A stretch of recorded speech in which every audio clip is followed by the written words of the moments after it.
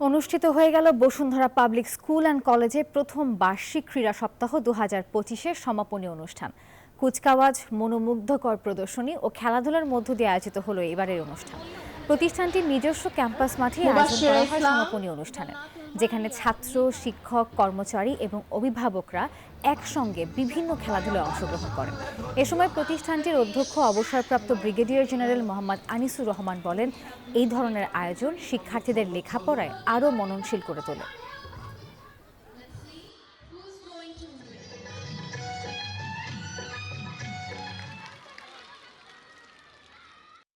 কোটি মানুষের আস্থার ভালোবাসায় 11 বারের মতো দেশের 1 নম্বর refrigerator brand Walton.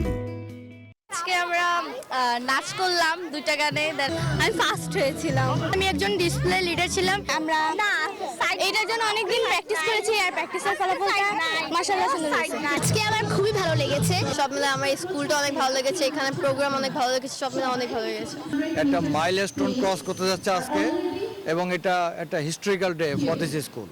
So definitely এটা আনন্দ ভাষা প্রকাশ করার মতো না, অত্যন্ত আনন্দিত। এবং শুধু আমি না, আমার স্কুলের প্রত্যেকটা স্টাফ, প্রত্যেকটা টিচার, স্পেশালি আপনি দেখছেন বাচ্চাদের কলকাকলি শুনলে বুঝতে পারছেন তারা কত how much they are enjoying it.